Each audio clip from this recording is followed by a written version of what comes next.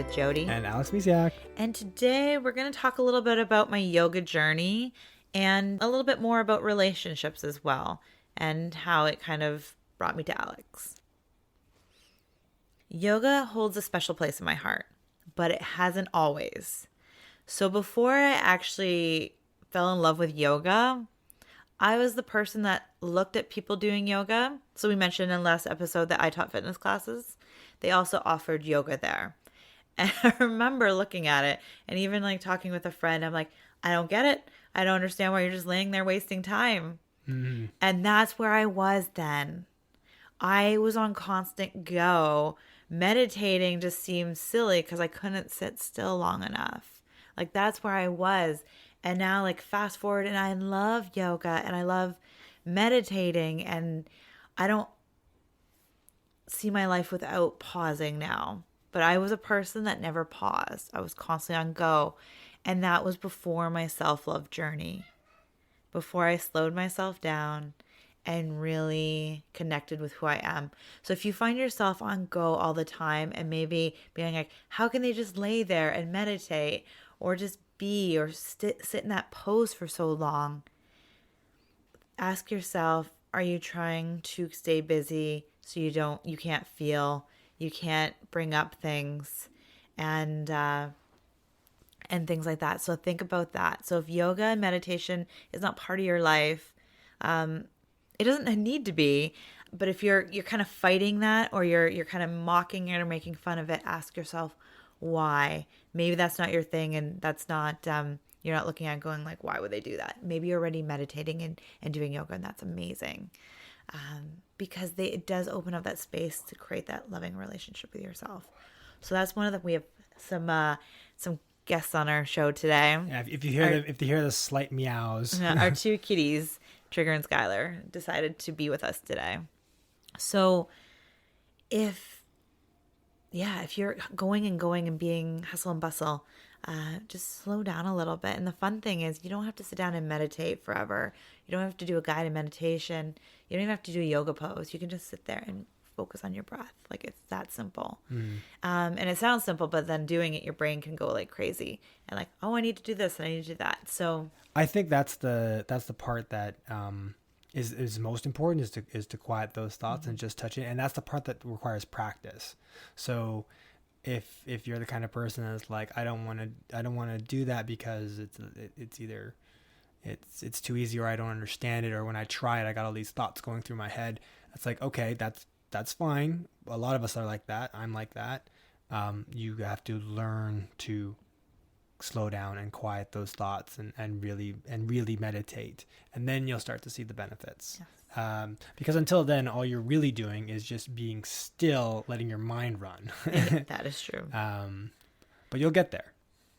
You know what? Anything is better than nothing. True. So if you need to just sit there and start, anywhere is a good start, in my opinion, as long as you're doing something to just quiet the mind or just be still in your own world. So the thing is with yoga, so it started there. Yoga really was like the opening point of my self-love journey, where it all really began between meditating and listening to Dr. Wayne Dyer and things like that. Meditating and yoga were really like the foundation of really starting things. And it brought me to you. Yeah. So here's a fun fact. I was doing yoga. I think it was after watching Yes Man with Jim Carrey, where I just decided it was going to be the year of saying yes to everything. Not everything, because then you fill up your plate and do nothing for you, but like yes to things that take me out of my comfort zone and yes to things that have possibility for amazingness. Because sometimes we don't know that it's going to hold amazingness. I said yes to you. Who knew that 11 years later we'd be here? So I was saying yes. So I was doing yoga on a regular basis. Every Wednesday I'd show up at the gym and go to yoga. And then they moved my yoga class. And the old me would have been like, how dare they move my yoga class? Like, what am I supposed to do? And yada, yada, yada, like poor me, victimhood.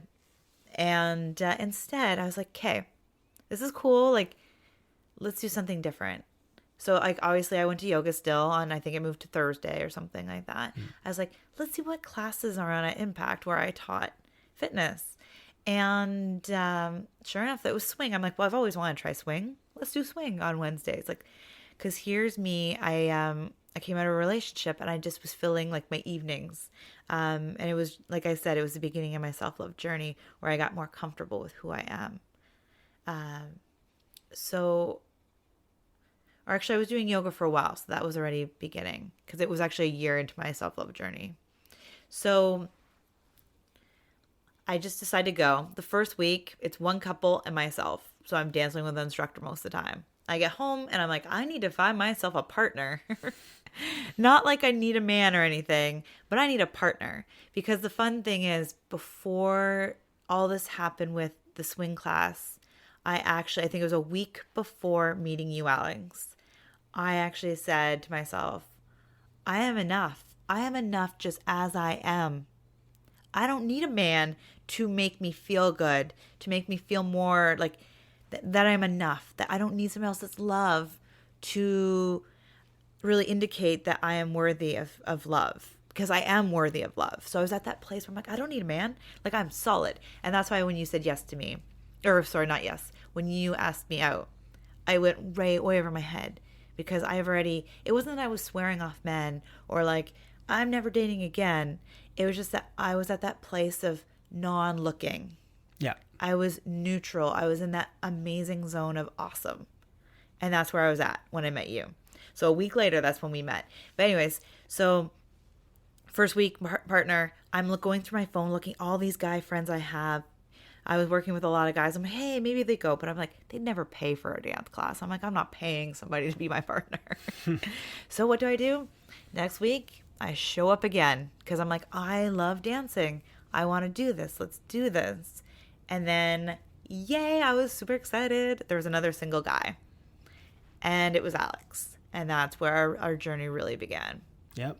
So yoga and taking steps out of my comfort zone and just letting the universe have some fun. Like, if I would have fought the fact that my yoga class got changed, and I would just be like, poor me sitting at home, like, I'll just veg in front of the TV, or I'll just do whatever. Like, if I didn't have that positive mindset going inward and onward into different things, who knows what would have happened? Yeah.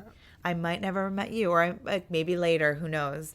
Because you were in Australia before then. I was actually trying to get myself to Australia. So maybe we were just always meant to meet. However, in that moment, everything lined up just beautifully because I allowed myself the ability. So as yoga still plays a part of my life now, like, you and I were going to yoga all the time. We made it official on the day we went to couples yoga, like we mentioned last week.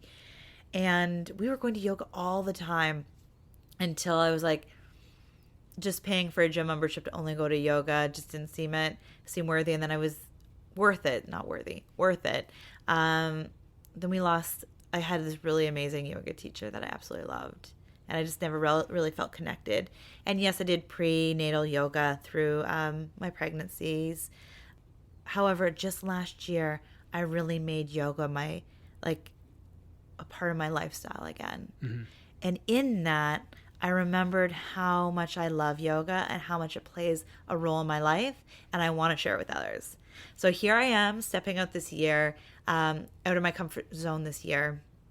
And I've signed up for yoga teacher training, because I just feel that will help my clients, and it will help. I can't wait to do yoga in the park in my neighborhood, and just share my love with yoga with others, and just help them have a deeper loving relationship with themselves, because really yoga helps you build. And as I learned the history of yoga and the 8 limbs of yoga, it really does make sense that yoga is that much part of my life. So yes, I'm throwing another crazy thing into my life, but I learned something interesting in the last month or so at the beginning of the year. I've always liked to do a lot. They call it yeah, you're laughing. They call it multi-passionate. I'm a multi-passionate mama. And I just love doing multiple things. And at first I was like, well, no, you have to get really good at one thing. And yes, it's good to do one thing, but like, I feel that if I keep that person down and be like, yeah, you have to focus on this until you're perfect, like I'm never going to get perfect. Like there's no such thing as perfect. No, there isn't. So here I am doing yoga and learning it, and hopefully I'll be certified if all goes well and I make every, if I show up for everything by May. So do what you love, and it doesn't matter like what people say. If you like, you shouldn't do this or you shouldn't do that. If deep down your like inner being is saying, I want to do this, then go do it. As long as it doesn't harm anybody else, do it, and do it with so much gusto and love. Don't forget the love. So I know I talked a lot this episode, Alex. Do you have anything to share? Because you've been on this. Yes, I was doing yoga before meeting you. I feel like it was probably about 6 months. I don't know exactly. I'd have to look at my journals. But I feel like I was into a pretty good role and situation before I met you. And then I brought you into my world. Yes. But you've been through like the whole aspects of it. You definitely struck me as someone who knew what they were doing with yoga. So that was good. Yes, because I love it. Even the one class, the instructor didn't show up, and you and I just sat there and did our yoga. And part of me deep down, because I was a fitness instructor, just wanted to allow other people to follow. Mm. And I was following you. Yes, you were following me, but a part of me wanted to say, "Hey guys, stay around. I'll walk you through the class," because I knew the poses to go through, and I knew how to I was going, I think, 3 times a week, and like I could just walk through it, and it really felt good. But a part of me was like, well, one, I was a fitness instructor, and I knew that like if anybody got injured, and like I knew the whole that kind of the law kind of stuff. And then the other part was I didn't feel worthy enough being a yoga instructor. So I do want to touch into this just a little bit, because I feel like I wanted to be a yoga instructor for a long time, but I didn't think I was good enough. So here's a couple facts that have stopped me from becoming a yoga instructor before this time. One was time and having children and things. But the ones that were really in my head, because in all honesty, I'm doing it now. I still have young kids. I'm still a mom. I have a business. There's things going on. So if anything, we're even busier. Yeah. So time is not the issue, if I'm being honest with myself. It was all in my head. So if you look at a fitness instructor, fitness instructors too, but if you look at yoga instructors, they're all very lean and, slender. And I let that stop me because I'm very curvy. And over the years, I've become even curvier. So I felt like physically or like visually, I could not be a yoga instructor. And then the other one was like I had this like idea of what a yoga instructor had to be. Like you had to go to India or to like Costa Rica, like any of these places, and just like indulge in it in the lifestyle for like a year. Like I just thought you had to like really immerse yourself. Yeah, like live and breathe it for so long. Mm-hmm. And what I've discovered while becoming a coach and being a coach is I learn best personally, and I feel like a lot of people do, is when you're doing it, or when you're even better, when you're teaching it. Mm. So like I've grown so much in the last few years being a coach. Shouldn't say becoming, because I am one, and through being a coach, I have learned so much more because I'm teaching it.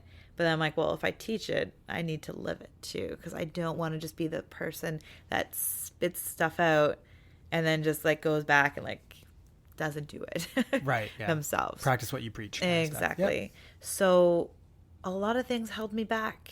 And however, those things I don't like go back and be like, oh man, like doesn't that suck? I don't look at that. I just feel like this is perfect timing to really get into yoga now. Mm-hmm. And it really just feels right.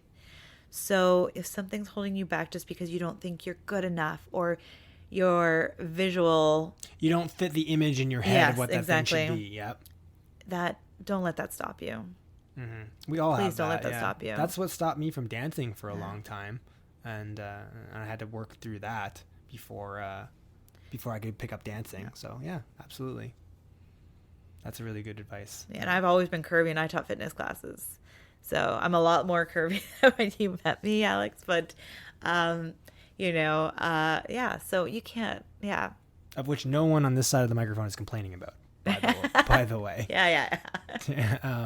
But yes, it's it definitely your own perceptions of what you think should be, your own expectations, can hold you back from some really amazing things. So I'm glad I was able to work through the things holding me back from dancing. And then I was like, why didn't I do dancing sooner? That's usually how people respond, right? Like when you do it, you're like, why didn't I do this sooner? Yeah. And so absolutely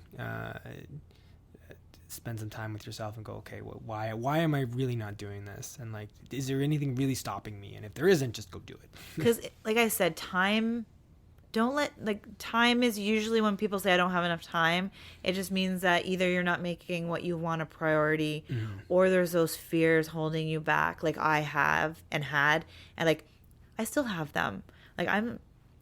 This is the year of me stepping out of my comfort zone. We'll talk more about this other episodes, but last year I was more inward, more learning and growing, and really just sitting there and really just focusing on how I wanted my business to go and who I wanted to help and all that stuff. But this year, I want to get out there, get out of my comfort zone. Yeah. So I think that's a really natural and awesome thing to be doing. All of life does that. Yeah. It spends some time inward. Think of trees, right? During the winter, they sleep. Or butterflies, yes, they have that time in a cocoon, and then they emerge and grow. And we do that still as humans. You just maybe you're just not as aware of it. But so just honor where you're at too. I'm not saying go out today and step out of your comfort zone. You might be in a inward focused phase. Yep. Just honor where you're at, and just know that the voices in your head, don't let the voices in your head stop you. No. Because they do. It's fear, and fear is just, there's so many different acronyms for fear. It's false evidence appearing real.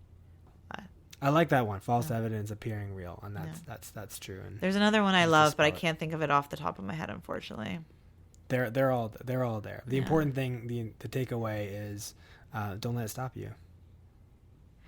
The other one that I just thought of is face everything and rise. That's the one I'm using this year because it helps you get out of your comfort zone. Face everything and rise. I like that. Yeah. So when you think of fear, you're what it really means is face everything and rise. And I think I've mentioned this before around fear. Not that I want to get too much into this topic right now.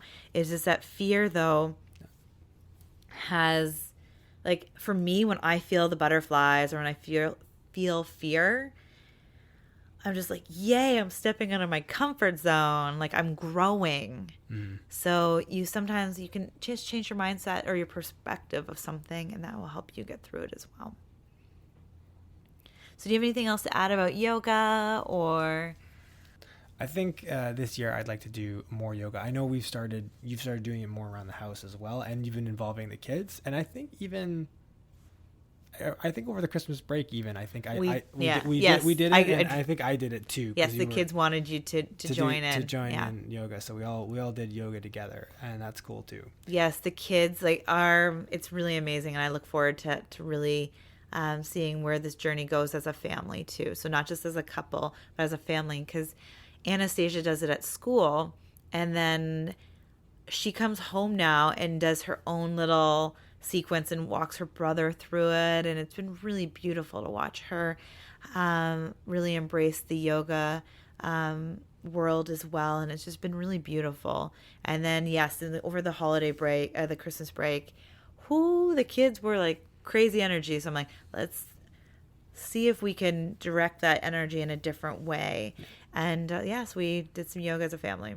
So it's been really beautiful. So yes, yoga can be for yourself. It can be, a place to gather with friends or meet new friends or involve the family as well. So it's really, really beautiful. Yeah, it could be something to grow closer together as a couple and as a family. Yes. All of those things, all of them at once. Yeah. Yeah, it's really beautiful. So not trying to sell you on yoga, just sharing how yoga has really been a big part of my self-love journey. And it wasn't until, like I said, this past, like the month before, where I really started thinking about my yoga journey more, that I realized how much it played in my self-love journey. So it just feels right to be taking this next step with you and with my business and my clients with yoga. So we hope you have a beautiful, beautiful day. Bye for now.